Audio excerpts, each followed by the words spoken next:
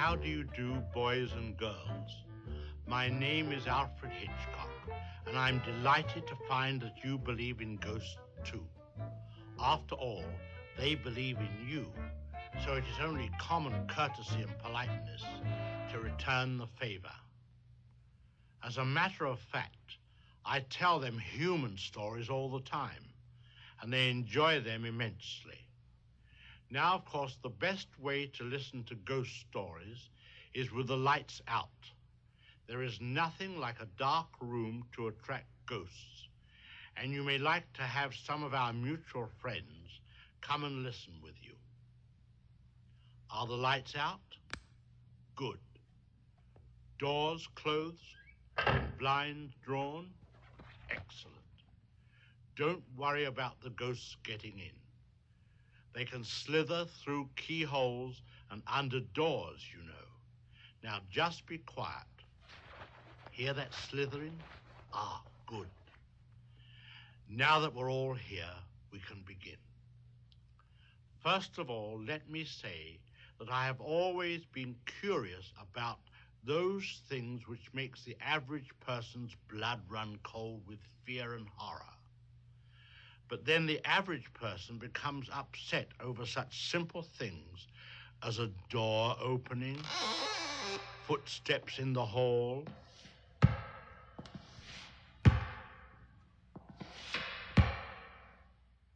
an ordinary owl or cat. And they make such a fuss over simple things like the fluttering of a bird's wings, a girl's voice on a summer evening, or for that matter, a dripping faucet, as we seem to have here. But you and I are above these things. However, it might be best for me to get a wrench and turn that water off completely. While I'm doing that, why don't you listen to the first story, The Haunted and the Haunters, or The Pirate's Curse. It's about the housing shortage some years ago.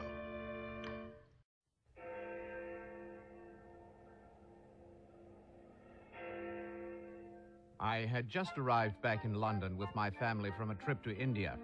It was the spring of 1894, as I recall, and the first job at hand was to find quarters for ourselves and our servant, a nice, agreeable chap named Alfred.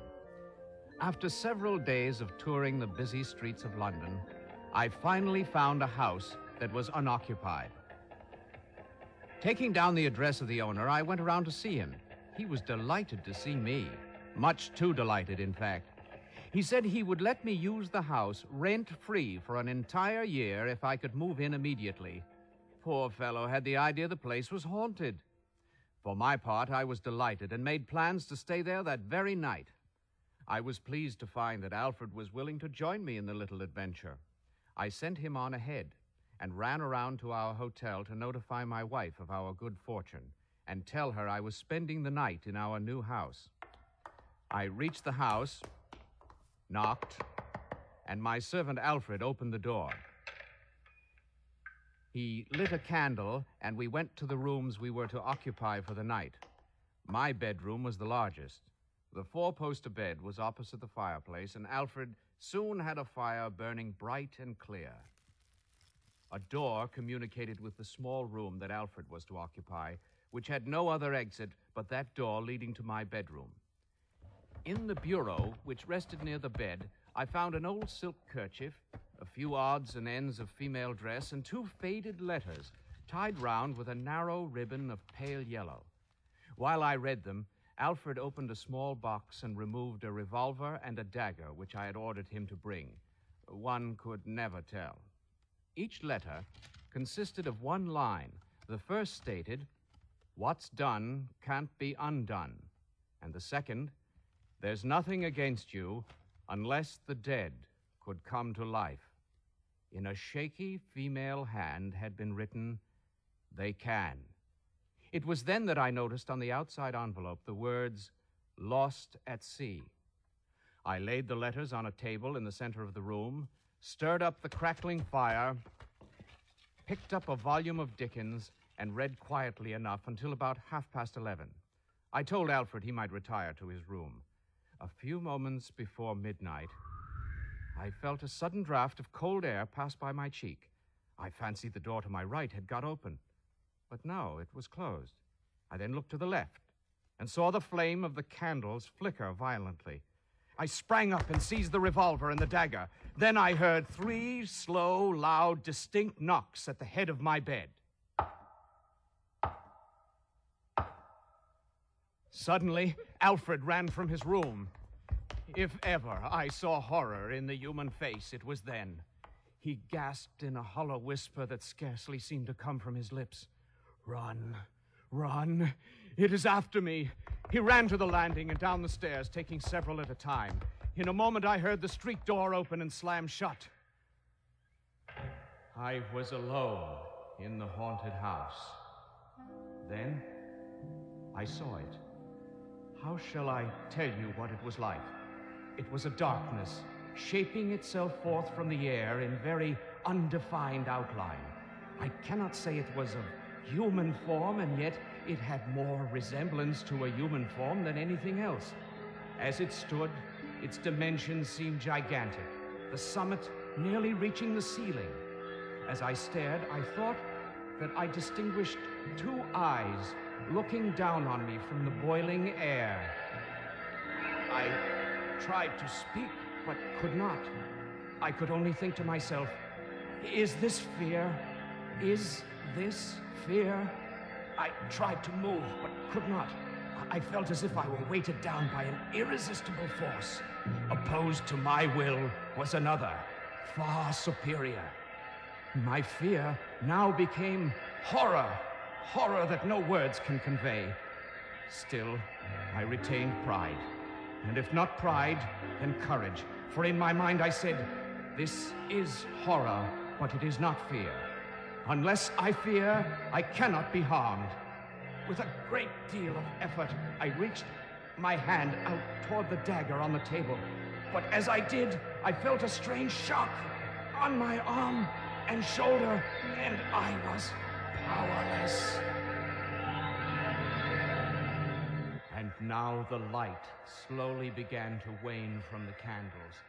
The same was happening with the fire. In a moment, the room was in utter darkness, and my terror reached a climax. And wonder of wonders, I broke forth with the words, "I do not fear, my soul does not fear." With that, I found the strength to leap from the bed and rush to the window and throw back the curtains and fling open the shutters, for my first thought was, light!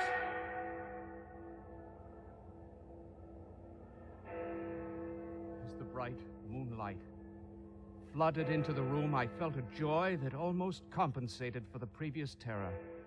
Then came the same measured knocks I had heard before. The entire room began to vibrate. A chair advanced itself from the far wall to the table, and in it there now grew a shape. It was that of a young woman with long blonde hair which she was combing. And as she combed, she looked at the door to the landing as if waiting. The shadow on the far wall seemed to grow darker and darker. It also seemed to be waiting. Now from that door appeared another shape, that of a young man in the dress of a century ago. He moved toward the young woman, and as he did, the great shadow struck, boiling down over the two. There was a soft chuckling sound.